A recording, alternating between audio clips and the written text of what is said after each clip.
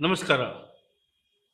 ಹಾಡು ಮತ್ತು ಹರಟೆ ಚಾನೆಲ್ಗೆ ನಿಮಗೆ ಮತ್ತೊಮ್ಮೆ ಸ್ವಾಗತ. ಇಂದು ಒಂದು ಹರಟೆ ದಿನ, ನಾಳೆಗೆ ಸಂಬಂಧಪಟ್ಟ ಹರಟೆ ದಿನ. ನಾಳೆ ಫೆಬ್ರವರಿ 14th, ವ್ಯಾಲೆಂಟೈನ್ಸ್ ಡೇ. ಈ ವ್ಯಾಲೆಂಟೈನ್ ಡೇ ಅನ್ನೋದು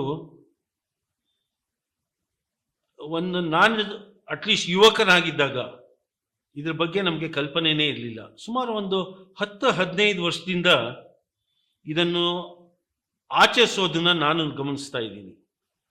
ಬಹಳ ವರ್ಷ ಸೈಲೆಂಟ್ ಆಗಿ ಆಚರಣೆ ಆಯಿತು, ಯಾರ ಗಮನಕ್ಕೂ ಅದು ಬಂದಿರಲಿಲ್ಲ. ಈ ಒಂದು ಕೆಲವು ವರ್ಷಗಳಲ್ಲಿ ಇದು ಆಚರಣೆನೂ ಆಗ್ತಿದೆ, ಒಂದು ರೀತಿ ಕಾನ್ಫ್ಲಿಕ್ಟು ತರ್ತಾ ಇದೆ. ಸೊ ಅದರಿಂದ ಏನು ಈ ವ್ಯಾಲೆಂಟೈನ್ ಡೇ ಅಂದ್ರೆ ಏನು, ಯಾತಕ್ಕೆ ಅದನ್ನು ಆಚರಣೆ ಮಾಡ್ತೀವಿ, ಅದನ್ನು ಮಾಡಬೇಕಾ ಬೇಡವಾ, ಇದು ದಿವಸದ ಹಿನ್ನೆಲೆ ಏನು, ಇತಿಹಾಸನ ಸ್ವಲ್ಪ ಕೆದಕಿದೆ. ಆಗ ನನಗೆ ಕಂಡು ಬಂದ ಕೆಲವು ವಿಷಯಗಳನ್ನ ನಿಮ್ಮ ಜೊತೆ ಹಂಚ್ಕೋತೀನಿ. ಬಹುಶಃ 14ನೇ ಶತಮಾನ ಅಂತ ಕಾಣುತ್ತೆ. ರೋಮ್ ದೇಶದಲ್ಲಿ ಒಬ್ಬ ರಾಜ ಇದ್ದ. ಪ್ರತಿಯೊಬ್ಬರಿಗೂ ಇರೋ ಭ್ರಮೆ ತರ ಒಬ್ಬೊಬ್ರಿಗೂ ಒಂಥರ ಭ್ರಮೆ ಇರುತ್ತೆ. ಈ ರಾಜನಿಗೂ ಒಂದು ಭ್ರಮೆ ಇತ್ತು. ಏನಪ್ಪಾ ಅಂದ್ರೆ, ಯುವಕರು ಸೇನೆಗೆ ಸೇರ್ಬೇಕು, ಅವರು ಮದುವೆ ಪ್ರೀತಿ ಅಂತ ಆ ವಿಚಾರದಲ್ಲಿ ಅದರ ಹಿಂದೆ ಹೋದ್ರೆ ಅವರು ಹಾಳಾಗ್ಬಿಡ್ತಾರೆ, ಅವರ ಸೇವೆ ನನ್ನ ಸೇನೆಗೆ ಬೇಕು ಅಂತ ಒಂದು ಭ್ರಮೆ ಹಿಂಗೆ. ಸೊ ರಾಜ ಕಾನೂನು ಮಾಡೋ ಅಧಿಕಾರ ಇದೆ, ಇದನ್ನ ಒಂದು ರೂಲ್ ಅಂತ ಮಾಡ್ಬಿಟ್ಟ. ಅಂದ್ರೆ ಪ್ರತಿಯೊಬ್ಬ ಯುವಕರು ಸೇನೆಗೆ ಸೇರಬೇಕು ಅನ್ನೋದು ಅರ್ಥ ಬರೋ ಥರ ಒಂದು ಕಾನೂನು ಮಾಡಿಬಿಟ್ಟ. ಯಾವಾಗ? 14ನೇ ಶತಮಾನದಲ್ಲಿ. ಆ ಒಂದು ಸಾಮ್ರಾಜ್ಯದಲ್ಲಿ ಒಂದು ಚರ್ಚ್ ಇತ್ತು. ಆ ಚರ್ಚಲ್ಲಿ ಒಬ್ಬ ಪಾದ್ರಿ ಕೂಡ ಇದ್ರು. ಅವರ ಹೆಸರು ಸೇಂಟ್ ವ್ಯಾಲೆಂಟೈನ್ ಅಂತ. ಈ ಯಾವ ರೀತಿ ರಾಜನಿಗೆ ಒಂದು ಭ್ರಮೆ ಇತ್ತು, ಆ ಪಾದ್ರಿಗೂ ಒಂದು ಭ್ರಮೆ ಇತ್ತು. ಅವ್ರ ಭ್ರಮೆ ಏನು? ಯುವಕರು ಪ್ರೀತಿ ಮಾಡೋದ್ರಲ್ಲಿ ತಪ್ಪೇನಿಲ್ಲ, ಮದುವೆ ಆಗಬೇಕು ಅಂತಂದ್ರೆ ಪರಸ್ಪರ ಅರ್ಥ ಮಾಡಿಕೊಂಡು ಪ್ರೀತಿ ಮಾಡಿ ಮದುವೆ ಆದರೆ ಅವರ ವೈವಾಹಿಕ ಜೀವನ ಚೆನ್ನಾಗಿರುತ್ತೆ ಅನ್ನೋದು ಅವರ ಭ್ರಮೆ. ಭ್ರಮೆಗೆ ಸತ್ಯನೂ ಇದೆ, ಅದಕ್ಕೆ ಆದ ಒಂದು ಭ್ರಮೆನೂ ಇದೆ, ಎರಡೂ ಇದೆ. ಒಂದು ಕುರುಡು ನಂಬಿಕೆ ಮತ್ತೆ ಒಂದು ಸ್ವಲ್ಪ ಸತ್ಯ, ಎರಡೂ ಸೇರಿಸಿ ಭ್ರಮೆ ಆಗುತ್ತೆ. ಸೊ ಅವ್ರೇನ್ ಮಾಡಿದ್ರು, ಆ ಪಾದ್ರಿ ಈ ರಾಜನ ಅಧಿಕಾರನ ಡೈರೆಕ್ಟ್ ಆಗಿ ವೈಲೇಟ್ ಮಾಡೋ ಹಂಗಿಲ್ಲ, ಭಯ. ಸೊ ಅವರು ಅವ್ರದೇ ರೀತಿ ಯುವಕರನ್ನ ಒಂದು ಗುಂಪು ಮಾಡಿ ತಮ್ಮ ಚರ್ಚಿನಲ್ಲಿ ಅವರು ಪರಸ್ಪರ ಭೇಟಿಯಾಗೋದಕ್ಕೆ, ಯುವಕ ಯುವತಿಯರು ಭೇಟಿಯಾಗೋದಕ್ಕೆ ಅವಕಾಶ ಮಾಡ್ಕೊಳಕ್ ಬಂದ್ರು. ಯಾರಿಗೂ ಗೊತ್ತಿಲ್ದಂಗೆ ಶುರು ಆದ ಈ ಕೆಲಸ ಜನಕ್ಕೆ ತಲುಪೋದಲ್ಲಿ ಹೊತ್ತೇನು ತಗೊಳ್ಳಲ್ಲ. ರಾಜನ ಕಿವಿಗೂ ಬಿತ್ತು. ರಾಜ ನನ್ನ ಆದೇಶನ ಧಿಕ್ಕರಿಸಿ ಯಾರು ಮಾಡ್ತಿದ್ದಾರೆ ಅಂತ ಆತ ಕಂಡಿಡೋದಕ್ಕೆ ಪ್ರಯತ್ನ ಪಟ್ಟಾಗ ಕಣ್ಮುಂದೆ ನಿಂತ ವ್ಯಕ್ತಿನೇ ಸೇಂಟ್ ವ್ಯಾಲೆಂಟೈನ್. 14ನೇ ಶತಮಾನದಲ್ಲಿ ಯಾವುದೋ ಒಂದು ವರ್ಷ ಫೆಬ್ರವರಿ 14th ದಿವಸ ಸೇಂಟ್ ವ್ಯಾಲೆಂಟೈನ್ನ ಆ ರಾಜ ಗಲ್ಲಿಗೇರಿಸಿದ. ಆ ರಾಜನೂ ಹೋದ, ಸೇಂಟ್ ವ್ಯಾಲೆಂಟೈನು ಹೋದ. ಇದನ್ನ ಜನನೂ ಮರ್ತರು. ನಮ್ಮ ದೇಶದಲ್ಲಂತೂ, ನಮ್ಮ ಇಂಡಿಯಾದವ್ರಿಗಂತೂ ಇದ್ರ ಬಗ್ಗೆ 14ನೇ ಶತಮಾನ ಇರಲಿ, ಸುಮಾರು 20ನೇ ಶತಮಾನದ ತನಕ ಈ ಥರ ಒಂದು ನಡೆದಿದೆ ಅನ್ನೋ ಒಂದು ಪರಿಕಲ್ಪನೆಯೂ ಇರಲಿಲ್ಲ. ಈ ನಮ್ಮ ಕಮರ್ಷಿಯಲೈಸೇಷನ್ ಯಾವಾಗ ನಡೆಯುತ್ತೆ ಜಾಸ್ತಿ, ಮಾರ್ಕೆಟರ್ಸ್ ಯಾವಾಗ ಜಾಸ್ತಿ ಮುಂಚೂಣಿಯಾಗಿ ಬರ್ತಾರೆ, ಅವರುಗಳು ಈ ಒಂದು ಡೇಟ್ನ ತಮ್ಮ ಮಾರ್ಕೆಟಿಂಗ್ ಪ್ರಾಡಕ್ಟ್ಸ್ ಪ್ರಮೋಷನ್ಗೆ ಇದು ಒಂದು ಒಳ್ಳೆ ದಿವಸ ಅಂತ ಅವರು ಯಾರಿಗೋ ಒಬ್ಬರು ತಲೆಗೆ ಹೊಳಿತು. ಯಾವ ರೀತಿ ಅಕ್ಷಯ ತೃತೀಯ ದಿವಸ ಎಲ್ಲರೂ ಒಂಥರ ಸಂಧಿಗೆ ಒಳಗಾದಂತೆ ಚಿನ್ನ ತಗೊಳಕ್ ಹೋಗ್ತೀವಲ್ಲ, ಅದು ಯಾರೋ ಒಬ್ಬ ಮಾರ್ಕೆಟಿಂಗ್ ಪರ್ಸನ್ ಒಂದು ಐಡಿಯಾನೇನೆ. ಯಾಕೆ ಅಂತಂದರೆ ಸುಮಾರು 20 ವರ್ಷದ ಹಿಂದೆ ಈ ಅಕ್ಷಯ ತೃತೀಯ ಅಂತ ದಿವಸ ಇದೆ ಅಂತಲೇ ಗೊತ್ತಿರಲಿಲ್ಲ ಎಷ್ಟೋ ಜನಕ್ಕೆ. ಸೊ ಇದೇ ರೀತಿ ಯಾರೋ ಒಬ್ಬ ಮಾರ್ಕೆಟಿಂಗ್ ಮ್ಯಾನ್ ಈ ಫೆಬ್ರವರಿ 14th ವ್ಯಾಲೆಂಟೈನ್ಸ್ ಡೇ ಅಂತ ಒಂದು ಶುರು ಮಾಡ್ದ. ಆಬ್ವಿಯಸ್ಲಿ ಯಂಗ್ಸ್ಟರ್ಸ್ಗೆ ಈ ಒಂದು ಕಾನ್ಸೆಪ್ಟ್ ಬಹಳ ಇಷ್ಟ ಆಯಿತು. ಸೊ ಅವರು ವೈಟ್ ಆ್ಯಂಡ್ ರೆಡ್ ಡ್ರೆಸ್ ಹಾಕ್ಕೊಂಡು ಕೈನಲ್ಲಿ ರೋಸ್ ಹಿಡ್ಕೊಂಡು ಪರಸ್ಪರ ಆವತ್ತು ಒಂದು ಅಟೈರಲ್ಲಿ ಭೇಟಿಯಾಗಲಿಕ್ಕೆ ಶುರು ಮಾಡಿದ್ರು. ಯಾರಿಗೂ ತೊಂದರೆ ಇರಲಿಲ್ಲ, ಅವ್ರ ಪಾಡಿಗೆ ಭೇಟಿಯಾಗೋರು. ಆದರೆ ಎಲ್ಲದನ್ನೂ ನಾವು ಒಂದು ಬಣ್ಣದ ಕನ್ನಡಕದಿಂದನೇ ನೋಡೋ ಅಭ್ಯಾಸ ನಮ್ಮಲ್ಲಿ ಜನಗಳಿಗೆ.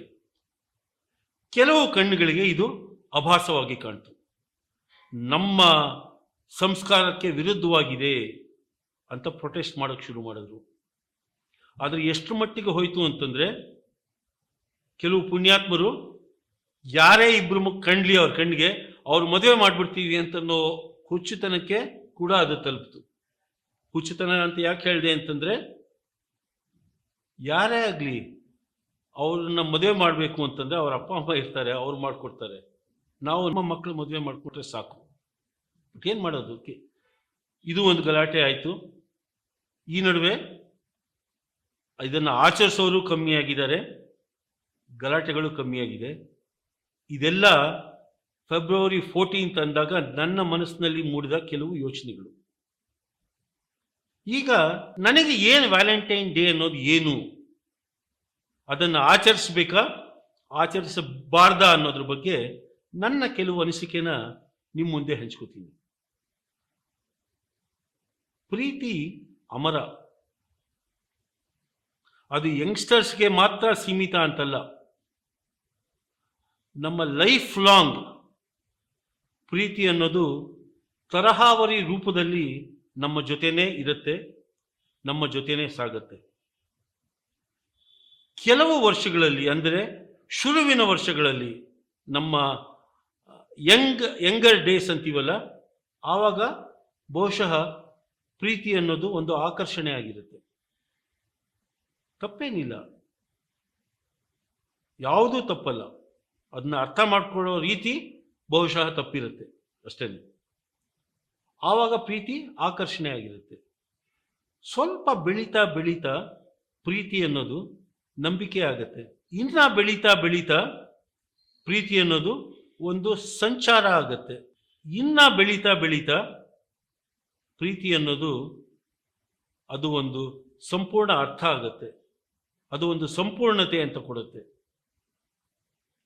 ಈ ರೀತಿ ವ್ಯಾಲೆಂಟೈನ್ಸ್ ಡೇ ಅನ್ನೋದು ಬರೀ ಯಂಗ್ಸ್ಟರ್ಸ್ಗಲ್ಲ, ಪ್ರತಿಯೊಬ್ಬರೂ ಪ್ರೀತಿಯಲ್ಲೇ ಇರ್ತಾರೆ. ಆದರೆ ಅದಕ್ಕೆ ಅವ್ರು ಕೊಡೋ ಅರ್ಥಗಳು ಬೇರೆ ಬೇರೆ ಇರುತ್ತೆ. ಮತ್ತೆ ಈ ಪ್ರೀತಿನ ಬರೀ ನಾವು ಫೆಬ್ರವರಿ 14th ಮಾತ್ರ ಮಾಡಬೇಕಾ? ಇಲ್ಲ, ವರ್ಷದ 365 ದಿವಸನೂ ಇದಕ್ಕೆ ವ್ಯಾಲಿಡಿಟಿ ಇದೆ. ಇದನ್ನ ಪಬ್ಲಿಕ್ ಆಗಿ ಪ್ರದರ್ಶನ ಮಾಡಬೇಕಾ? ಮಾಡಲೇಬೇಕು ಅಂತೇನಿಲ್ಲ. ಮಾಡಿದ್ರೆ ಅದು ಎಲ್ಲಿವರೆಗೂ ಒಂದು ಅಸಭ್ಯ ಅಂತ ಅನಿಸಲ್ವೋ ಅಲ್ಲಿ ತನಕ ಅದು ಓಕೆ ಕೂಡ. ಇದು ನನ್ನ ವೈಯಕ್ತಿಕ ಅಭಿಪ್ರಾಯ. ಸೊ ನಾಳೆ ಫೆಬ್ರವರಿ 14th ಇದೆ. ಮತ್ತು ಇನ್ನೊಂದು, ಪ್ರೀತಿ ಅನ್ನೋದು ಬರೀ ಒಬ್ಬ ಗಂಡು ಮತ್ತು ಹೆಣ್ಣಿಗೆ ಮಾತ್ರ ಸಂಬಂಧಪಟ್ಟಿದ್ದ ಏನಿಲ್ಲ. ಇಬ್ರು ಮನುಷ್ಯರು ಯಾರೇ ಆಗಿರ್ಬೋದು. ಪ್ರೀತಿಗೆ ನಾನು ಹೇಳ್ದಂಗೆ ಅದಕ್ಕೆ ಒಂದೇ ರೂಪ ಅಲ್ಲ. ಒಂದು ಫ್ರೆಂಡ್ಶಿಪ್ ಆಲ್ಸೋ ಈಸ್ ಎ ಪ್ರೀತಿ. ಒಂದು ಅಫೆಕ್ಷನ್ ಅಂತ ಎಲ್ಲಿರುತ್ತೆ ಅಲ್ಲಿ ಪ್ರೀತಿ ಇದ್ದೇ ಇರುತ್ತೆ. ಸೊ ಪ್ರತಿಯೊಬ್ಬರು ಪ್ರೀತಿ ಜೊತೆನೇ ನಾವು ಜೀವಿಸ್ತೀವಿ. ಒಂದು ಪ್ರಾಣಿ ಜೊತೆನೂ ಒಂದು ಪ್ರೀತಿ ಇದಲ್ವೇ ನಮ್ಮ ಜೊತೆ. ನಮ್ಮ ಮನೇಲಿ ಒಂದು ನಾಯಿ ಇದೆ ಅಂತಂದ್ರೆ ಅದನ್ನು ನಾವು ಪ್ರೀತಿ ಮಾಡೇ ಮಾಡ್ತೀವಿ, ಅದು ನಮ್ಮನ್ನು ಪ್ರೀತಿಸುತ್ತೆ. ಸೊ ಈ ವ್ಯಾಲೆಂಟೈನ್ಸ್ ಡೇ ಅನ್ನೋದು ನಮ್ಮ ಜೀವನದಲ್ಲಿ ನನ್ನ ಪ್ರಕಾರ 365 ದಿವಸನೂ ಇರಬೇಕು, ಬರೀ ಫೆಬ್ರವರಿ 14th ಅಲ್ಲ. ಆದರೆ ಅದರ ಪ್ರದರ್ಶನ ಗೌರವಯುತವಾಗಿರಬೇಕು, ಪರಸ್ಪರ ರೆಸ್ಪೆಕ್ಟ್ಫುಲ್ ಆಗಿರಬೇಕು. ಈ ಪ್ರೀತಿ ನಾನು ಇನ್ನೊಬ್ಬರ ಜೊತೆ ನಿಜವಾಗ್ಲೂ ಅವರನ್ನು ಪ್ರೀತಿ ಮಾಡ್ತೀನಾ ಅನ್ನೋದಕ್ಕೆ ನನ್ನದೇ ಆದ ಒಂದು ಲಿಟ್ಮಸ್ ಟೆಸ್ಟ್ ಅಂತ ಒಂದಿದೆ.